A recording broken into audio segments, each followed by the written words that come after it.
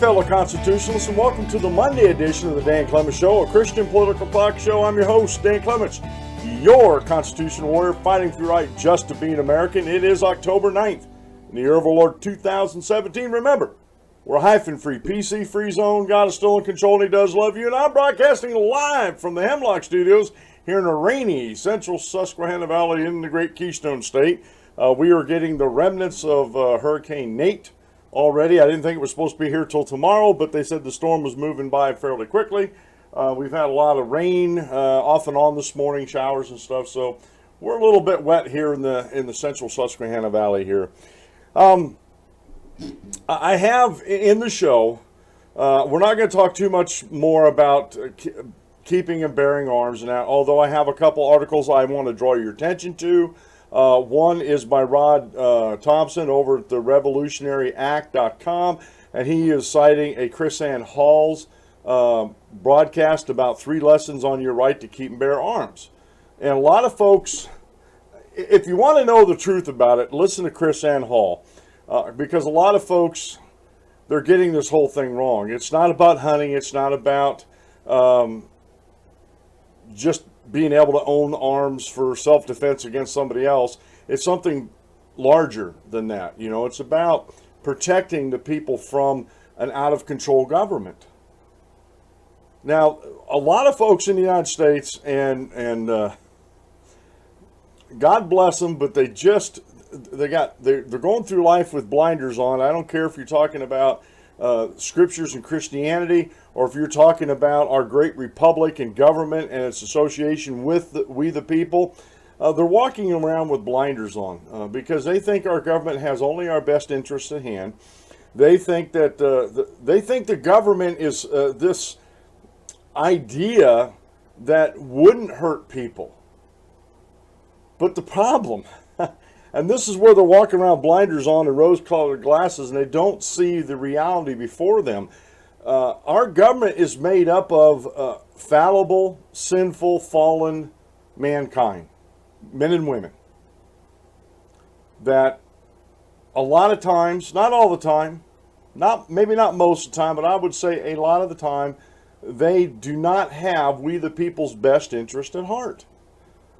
For whatever reason, they've allowed themselves to be corrupted.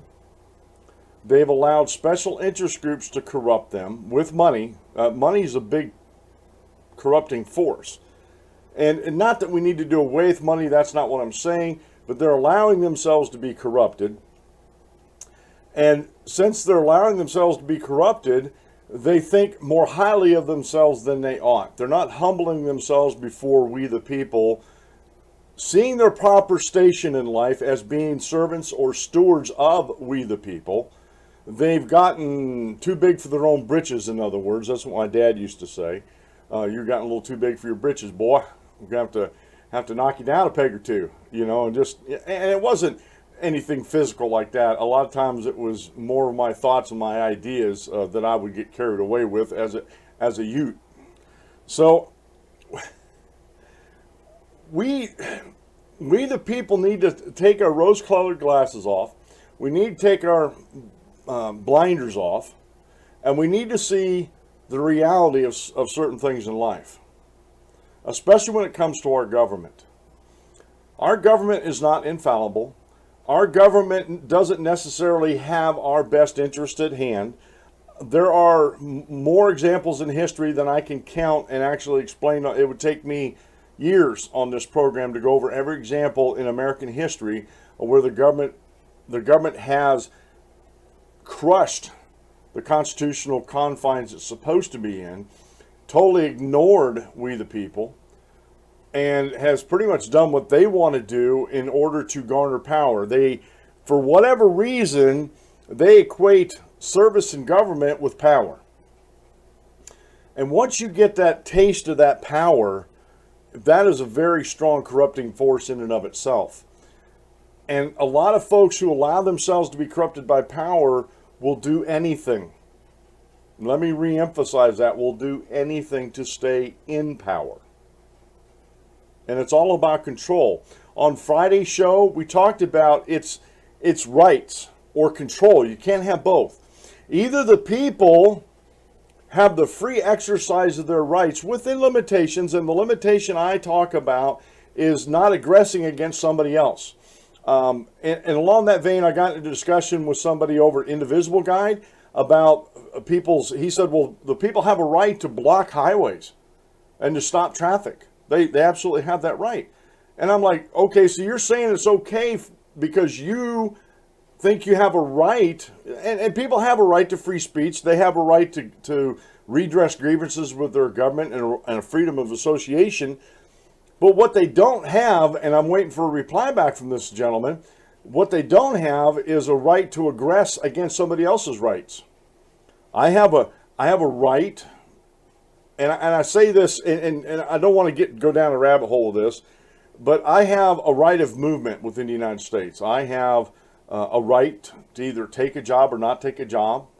I have a right to support my family how I see fit, as long as I'm not breaking the law or aggressing against somebody else's rights. And to do that, a lot of times I have to take, if I don't have a job at home, I have to take my car on the highway or the roads to get there. And if somebody's protesting and they're stopping me from getting to my place of employment so I can work, so I can support my family, they are literally crushing or stepping on my rights to exercise their rights. So when does a right not become a right? Now, I say that because it's not that it never becomes a right, or that your rights are totally taken away because you can't do something. You still, whether you do it on the highway or not, you still have a right of association, free speech. Everything goes along with that. It's just the place you choose to do that infringes on other people's rights.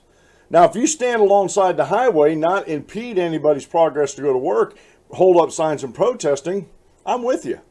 I think that's okay. But once you step over that line or the guardrail and you impede other folks from exercising their rights, that's when your right should be restricted. Not that it's taken away, but it's restricted in that instance. And I'm getting a discussion with this young man about that. So what folks in the Indivisible Group and Common Cause and Antifa and Black Lives Matters that go out and say that it's okay to block these highways are doing is they are infringing on other people's rights to exercise their own. And it's all about control for them.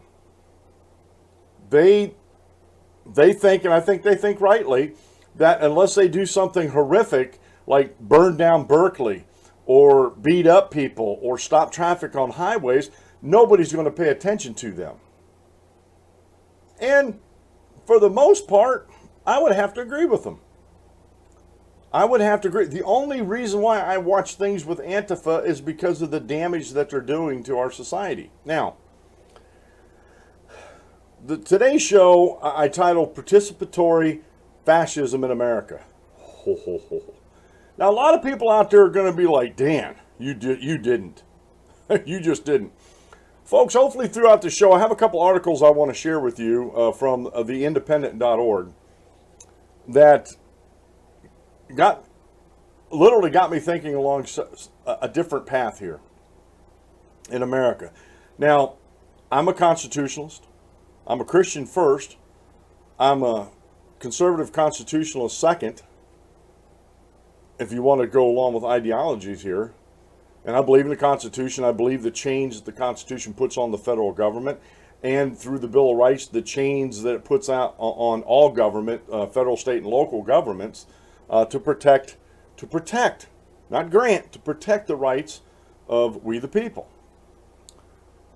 But I'm going to share this article with you, and it's something, I read this on Saturday. It's been troubling me ever since about this participatory fascism that we have in America. I really got to thinking about this, and it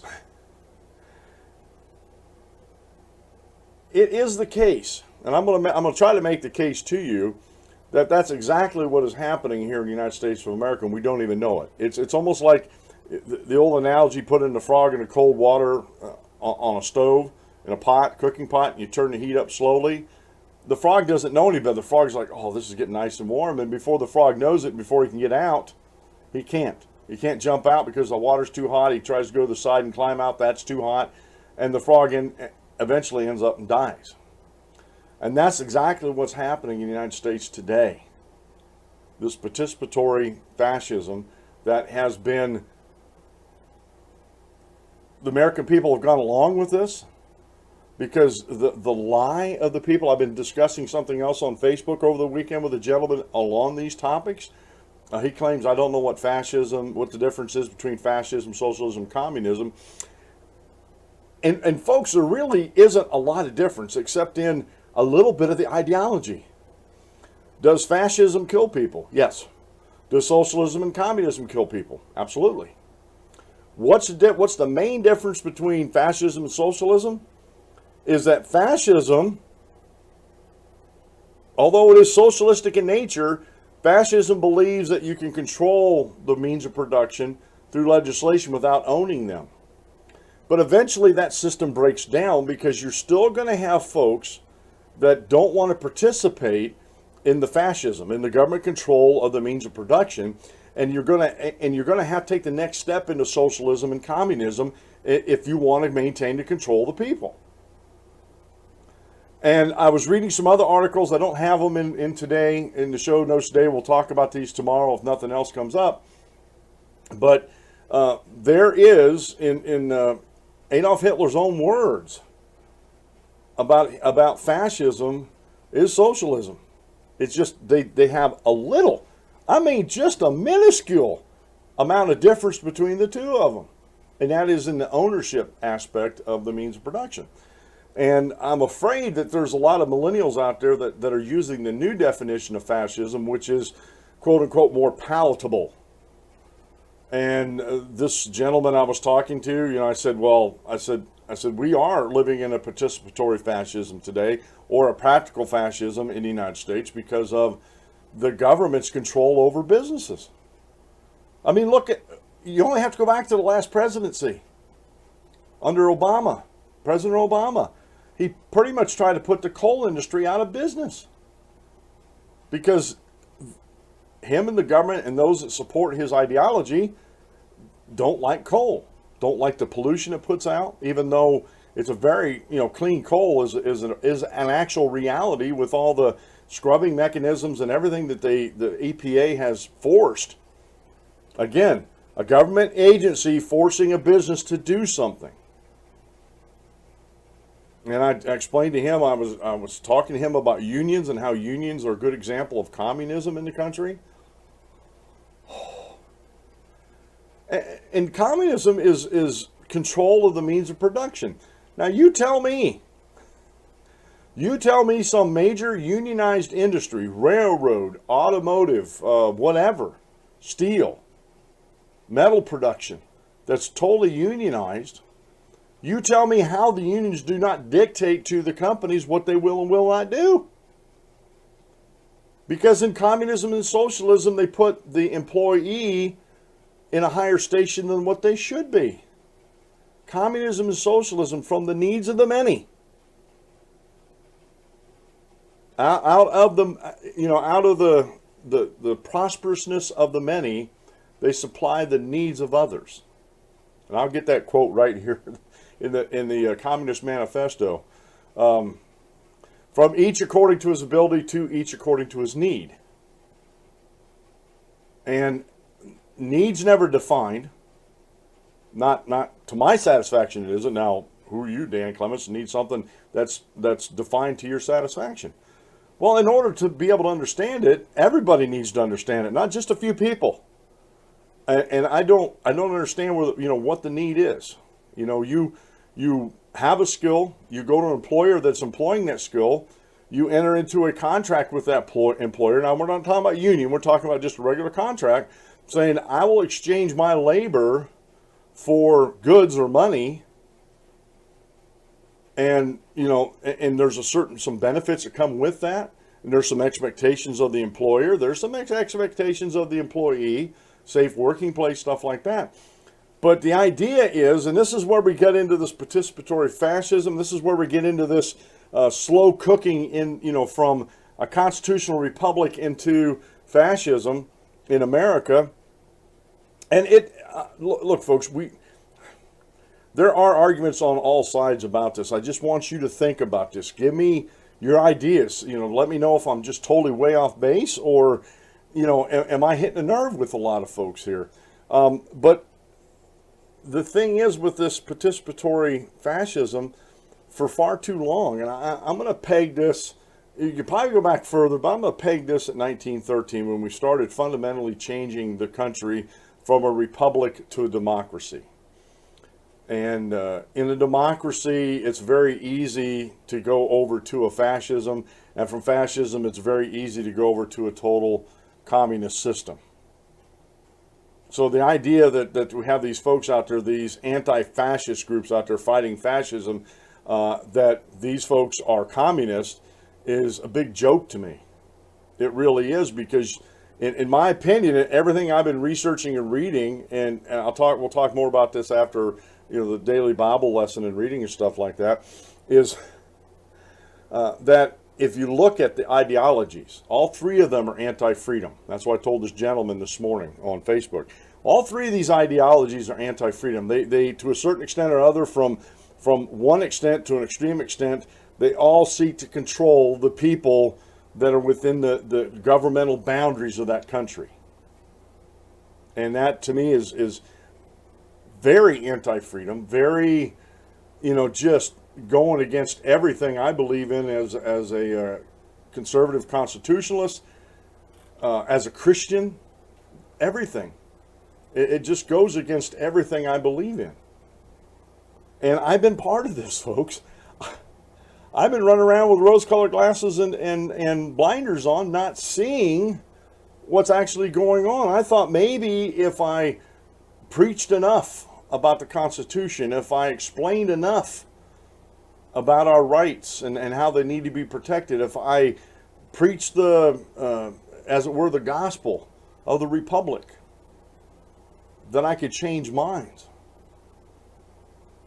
And I'm not saying I haven't changed any minds, but I'm saying I think what we need to actually do, and I'm going, and folks, this is a Christian lesson for you folks out here. I think what I need to do is go back and deal with something that's more fundamental than just preaching. You can preach the gospel to a person all day long, the good news of Jesus Christ all day long. But if you don't go back and lay some foundational work, like the authority of God and the sinfulness of man, you can preach the gospel all you want, and it's not going to be totally effectual. Now, you can put the seed of the gospel in somebody's mind. That's okay, but if you never deal with mankind's sinfulness and God's authority, God's love, His kindness, His benevolence towards us, what good is the gospel? And that, look, folks, everybody that I've been successful with in sharing the gospel, that's exactly what we had to do. We had to go back and lay some foundational things. We had to talk about the Bible. We had to talk about God and His authority. We had to talk about Jesus Christ and what He did by dying on the cross and going for our sins. We had to talk with folks. We had to teach them in the Scriptures what they needed to do to be saved. What commandments did they need to follow in order to be saved? And lay that foundational work so they can understand and appreciate the good news or the gospel. That's all part and parcel to that. And honestly, I think I've been falling down the job just a little bit here, folks, where I haven't really been tackling the root causes of why America's in the mess we're in today. We have $20 trillion in debt. We have a government, they're proposing a $4 trillion budget, 1/5 of our national debt. We're spending money on things that the federal government should not be spending money on. We have a bureaucracy that is totally out of control, that does not resemble anything in the Constitution, let alone Article 1, Section 8 about the enumerated powers. And people over time, and I'm going to, like I said, from 1913 on, they have been stretching and redefining things to fit their ideology.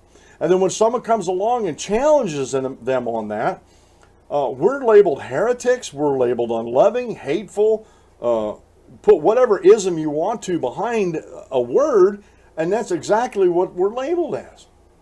And folks, I just think, I don't care how I feel, I just think that if the American people don't wake up to the fact that we have been participating in our own destruction, that we are going to lose this country that God has blessed us with. And rightly so. We should. We should. If we're not paying attention to those that we vote into office, and you know what? I don't care about the libertarian argument about this. I vote my congressmen in, and I vote my local political figures into office. I participate in that part of our republic.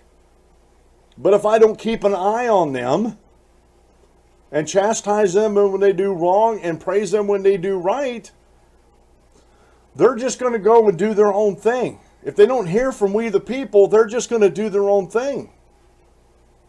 And if they have a corrupting influence that is guiding them, then whatever they're going to do is going to be corrupt also. It just is. There's no ifs, ands, or buts about it, folks.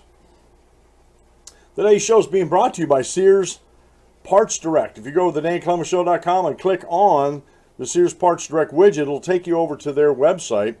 And if you fix your own power equipment, if you fix your own appliances, if you're a handy person that way, they have the parts you need. And the reason why I try to bring this out to you on Monday or Tuesday is because usually during the week you don't have a whole lot of time to work on things. But on Saturday you do, but Saturday is the wrong time to go hunting for parts. If you don't get the parts ahead of time, you're wasting your time. And the best place to do this is over at Sears Part Direct. They are an affiliate, a marketer of mine, a partner. And if you go over to thedanclementshow.com and go through my widget to get to the website, there is an offer code at thedanclementshow.com that you can put in when you finish up your transaction to save you 10% off all your parts and supplies. That's not shabby, folks. Matter of fact, that 10% off usually covers the cost of your shipping. So you buy your stuff and you get your shipping for free, pretty much. That's been my experience with that anyway. So if you're the handyman or woman or person in the family and you do this work and you need these parts and you want to help support the Dan Clements Show, please go to thedanclementshow.com and click on the Sears Part Direct widget. Today's daily Bible reading comes from the book of Romans chapter 15 verses 1 through 4.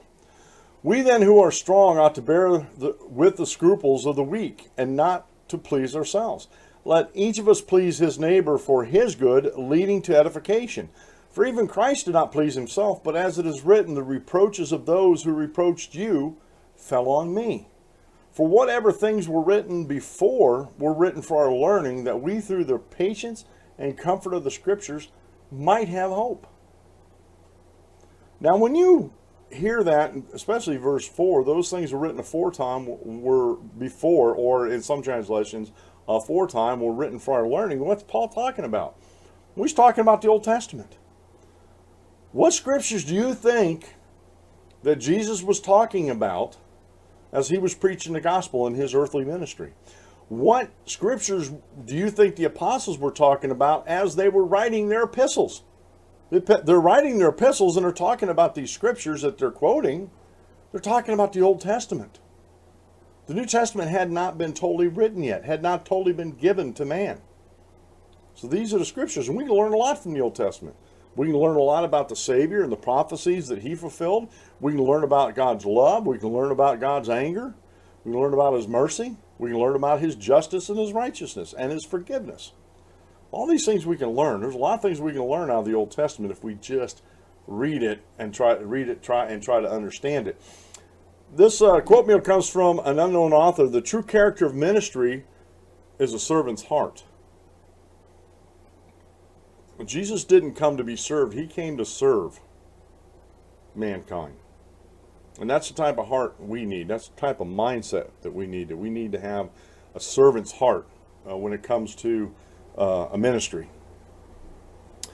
Short Bible lesson. I'm going to read this one because this is a good one. This is a really good one here.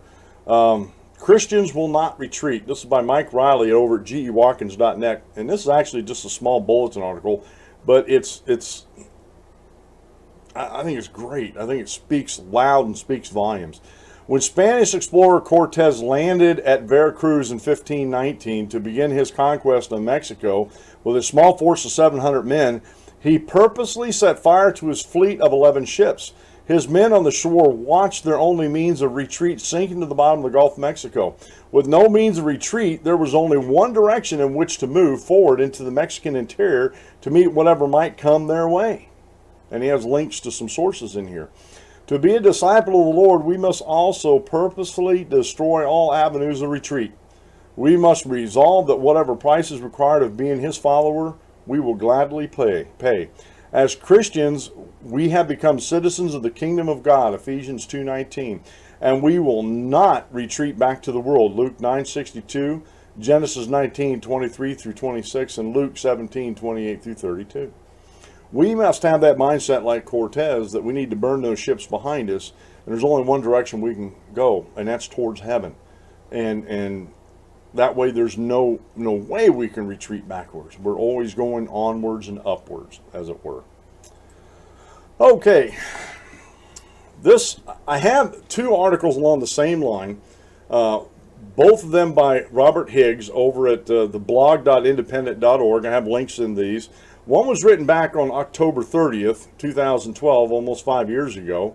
And the other one was written this year, Monday, July 24th. The first one we're going to talk about is once more with feeling our system is not socialism, but participatory fascism.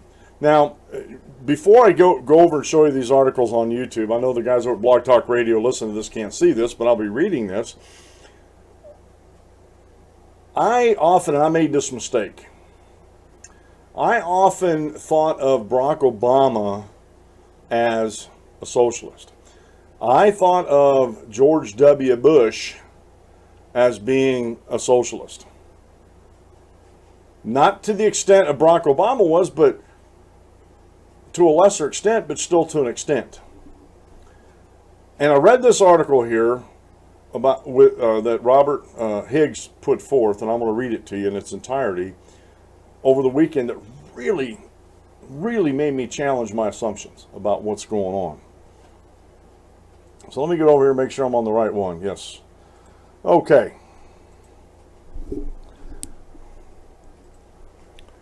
Once more with feeling, our system is not socialism, but participatory fascism. And this is the actual article. I'm going to go over to the reading pane because it makes it easier for me to read on this. Okay.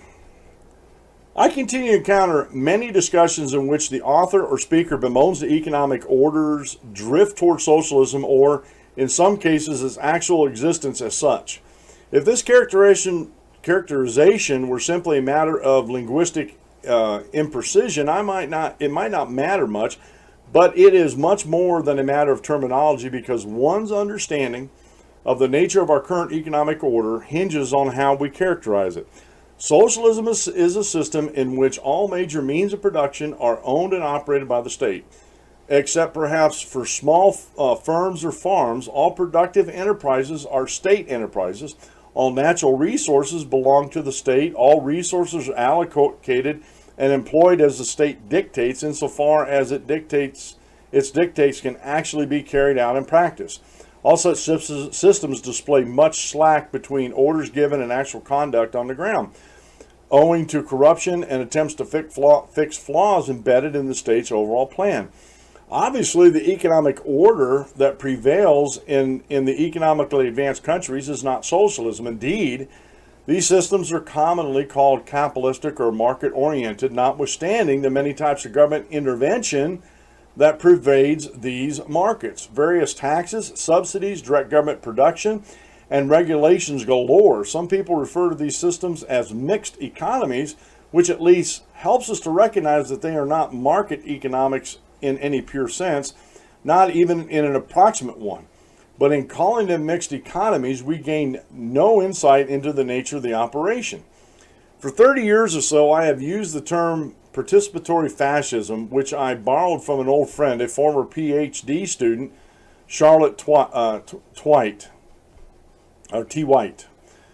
This is a descriptively precise term in that it recognizes the fascistic organization of resource ownership and control in our system, despite the preservation of nominal private ownership and the varieties of ways in which the state employs political ceremonies, proceedings, and engagements, most important, voting, in which the general public participates. Such participation engenders the sense that somehow the people control the government. Even though this sense of control is for the most part an illusion rather than a perception, well-founded in reality, it is important because it causes people to accept government regulations, taxes, and other insults against which they might rebel if they believe that such impositions had simply been forced on them by dictators and other leaders wholly beyond their influence. Now, we're going to come back and talk about that, about the dictators and others, okay? For the rulers, participatory fascism is the perfect solution towards which they have been groping for generations, and virtually all of the world's politico-economic orders are now gravitating towards this system.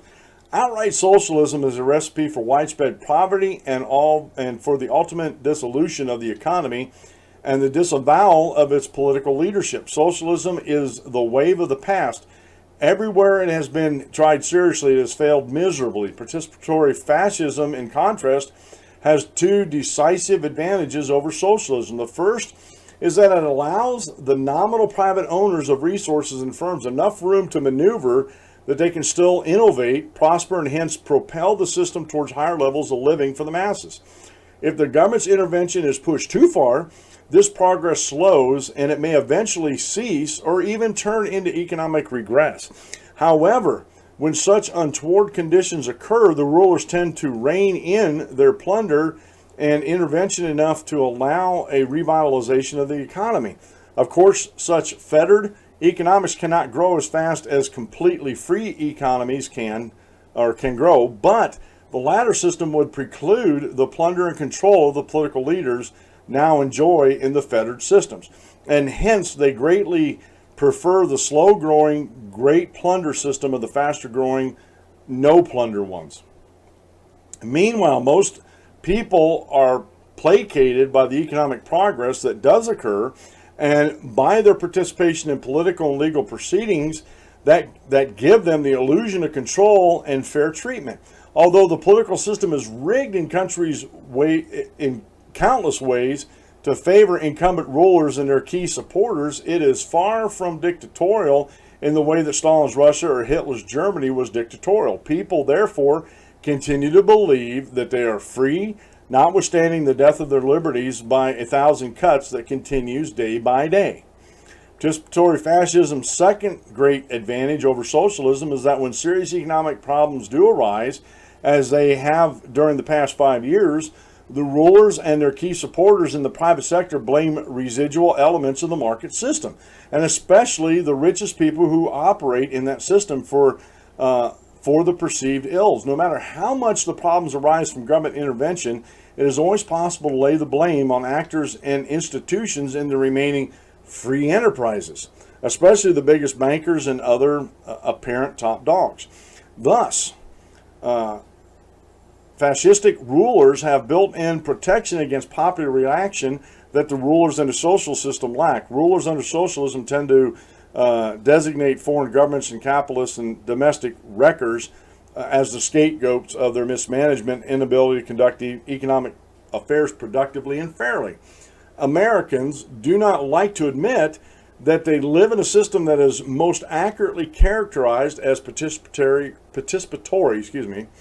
fascism. They insist that fascism requires death camps, goose-stepping, brown shirts, comical yet murderous leaders in funny hats, and other hallmarks of the fascism that operated in Germany and Italy between the world wars. But fascism takes many specific forms. If you wish to see the form that has increasingly taken in the economically advanced countries during the past century, just look around you. Just look around you. Now let's go back up. It talks about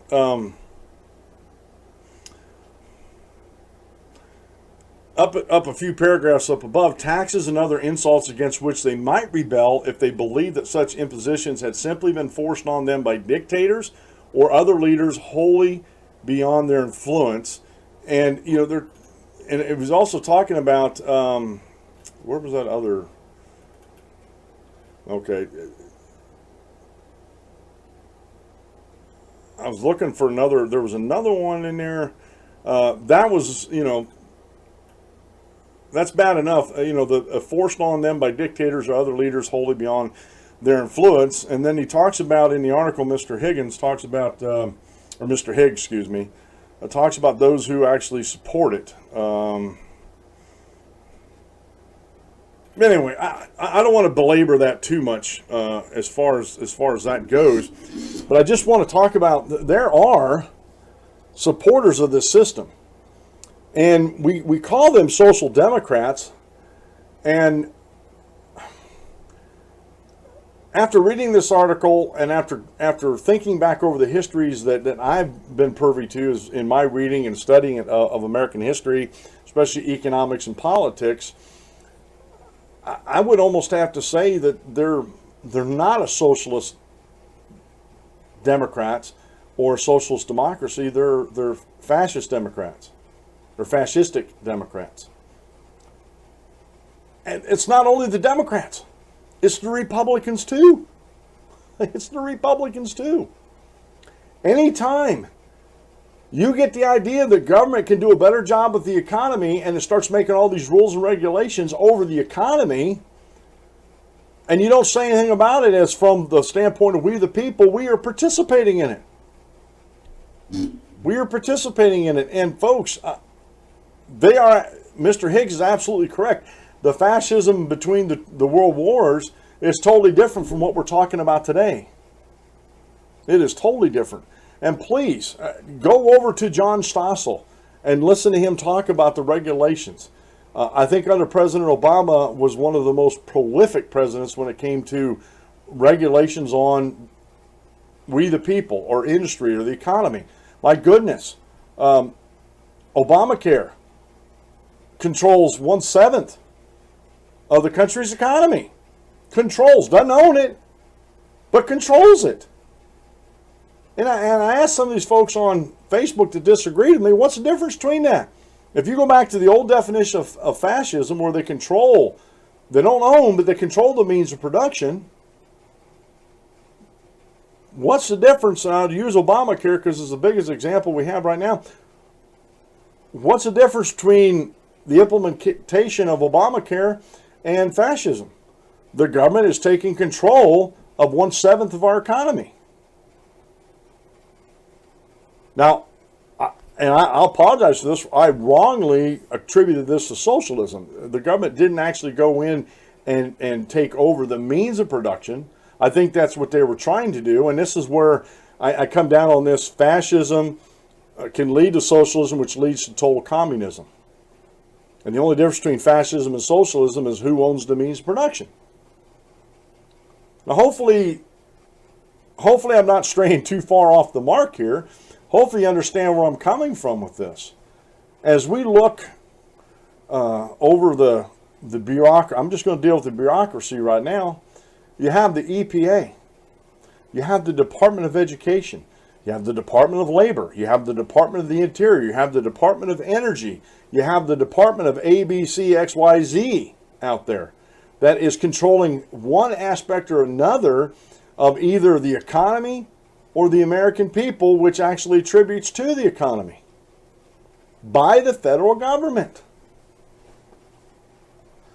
Folks, that's fascism. Now, does it come along with all the deaths and everything? No, it doesn't. It doesn't. But does it have to? Does fascism to be effective in a country, and I'm not advocating for fascism. I'm a free market, about as free market as you can get. And I would love someday, one of my goals is I'd love someday to see the United States of America go back to the Constitution, get the government out of the economy, and actually set up a laissez-faire, free market, capitalist system that would not have allowed what happened in the meltdown in 2008. I recommend you go watch the movie The Big Short. I was doing some research while I was watching it, and it was, as far as I could tell, it was fairly accurate. And it talked about the years and months leading up to the housing bubble crash in 2008 that just about brought down the world economy, according to some folks. And how the bankers got away with it, how the insurance companies who were insuring the bankers and these caustic, just junk credit default swaps or options that were these mortgages that were junk. Now, if you're new to the show, I had an opportunity back in 2004 to get in on one of those subprime mortgages. I was offered that. It was the first thing I was offered when I switched my house over from a lease purchase to an actual mortgage so I could pay my mother and father-in-law off. We bought the house off of them. They bought this house out of foreclosure. I was offered that, and I looked at the lady at the bank. Now, this wasn't a mortgage broker or anything. This was at a bank that I was dealing with at the time. I looked at her across the table, and I said, "Are you crazy?" Because she explained it to me. They're not hard to understand. This is the thing that I don't understand. That in this movie, and even, I lived through this. A lot of folks lived through this and understood what was going on. They talked about these predatory lenders and giving these people financial instruments that they couldn't understand. Now, the only way that you couldn't understand that is if you're an immigrant that didn't speak the language and it wasn't explained to you in their language. There could be a lot of misunderstandings there. But as it was explained to me, it was the same way it was explained to folks on the TV, on the movie, The Big Short. It was explained to me the same way. And I'm looking at this lady. I said, "Are you kidding me?" I said, "How can you tell me in 5 to 7 years that the housing market is still going to be going up and up and up, and I'll be able to refinance? Can you guarantee that?" "Well, no, I can't guarantee it." And I'm like, "So you can't guarantee it, but you're offering me this subprime mortgage."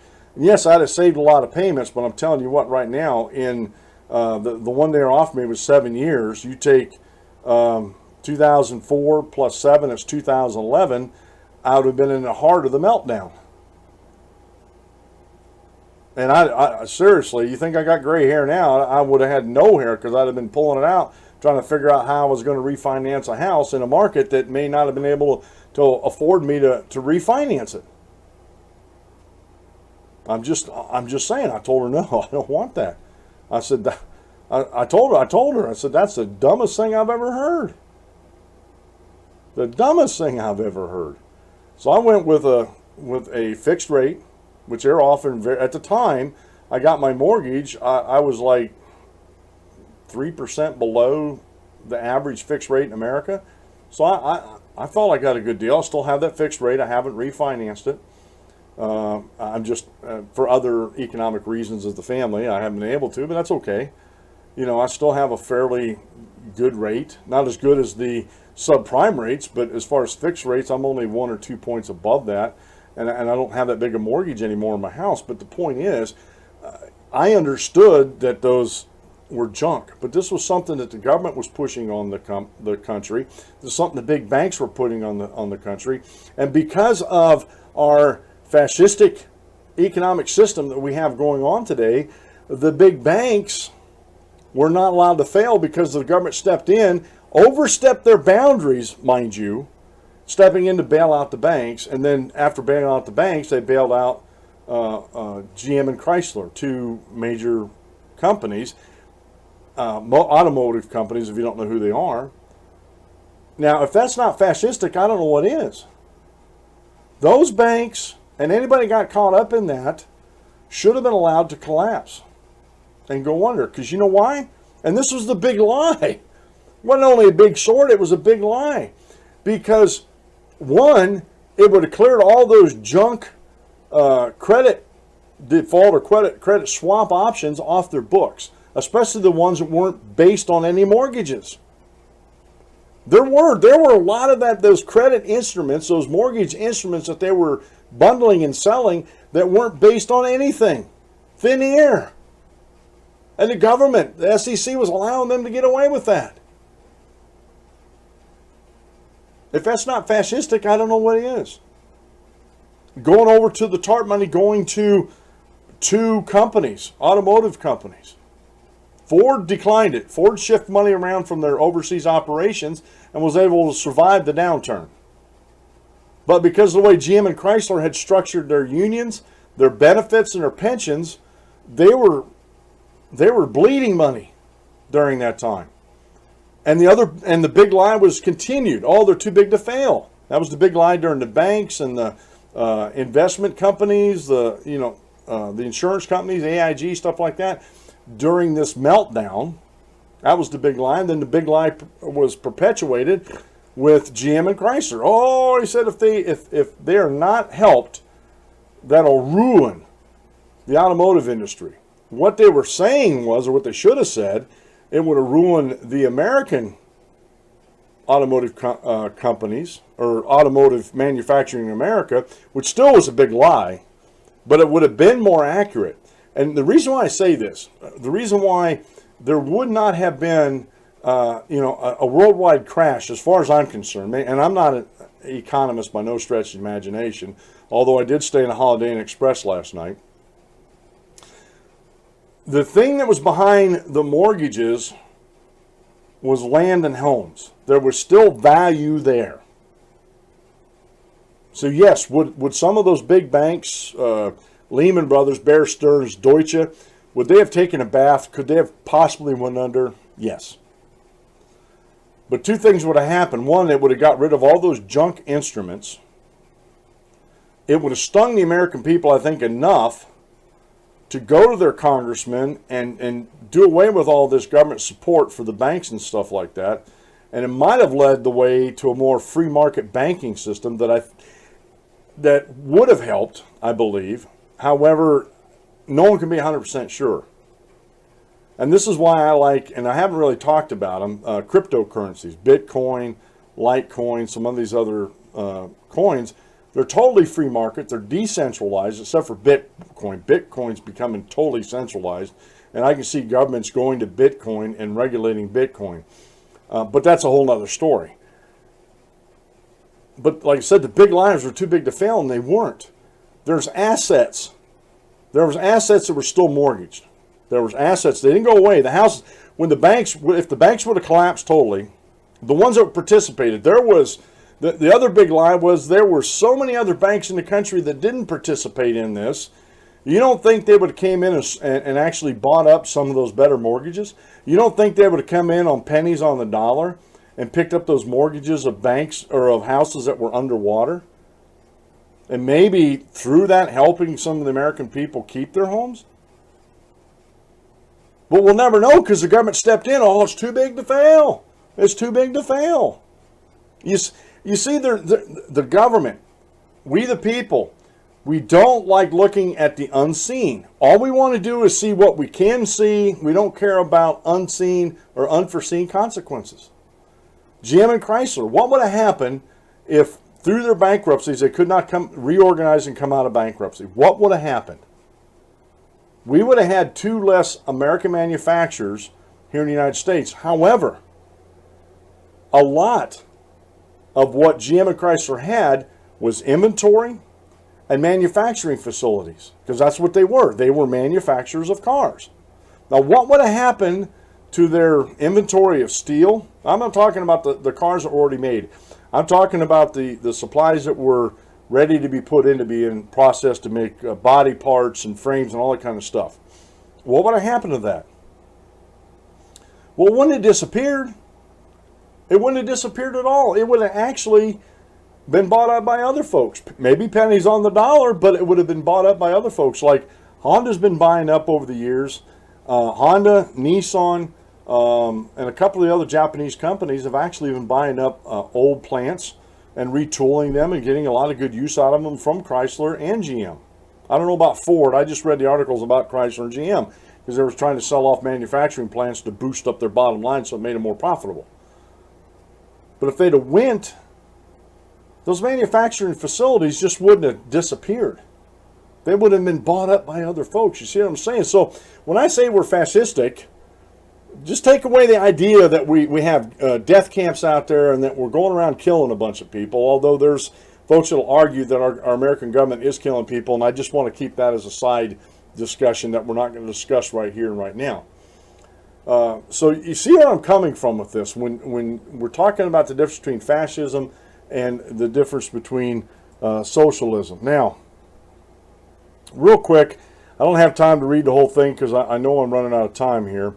But the other article I was really wanting you to look at here was Socialism is Dead, Participatory Fascism Has Triumphed. And this was actually written by Robert Higgs, but he wrote this in July 24th of this year. Now, this isn't a very big article here. I'll read it real quick. I got just enough time to do this. Socialism with Chinese characteristics equals Chinese fascism. American capitalism equals American fascism. Post-communism in Russia. Russia fascism. Scandinavian third way. Scandinavian fascism. Italian fascism. Italian fascism. German fascism. German fascism. Spanish fascism. Spanish fascism. And we can see what's happening in Caledonia and everything today about fascism in Spain. European corporatism. European fascism. Are you starting to see a pattern? Many people continue to perceive the presence or impending advent of socialism here, there, and everywhere, and to lament the prospect. But full-fledged socialism is almost extinct. Aside from North Korea, hardly any country now has socialism's essential attributes: government ownership, management, and direct control of the major means of production, central planning of resources, allocation and income distribution, and an almost complete absence of private property rights except for very small properties and some personal items.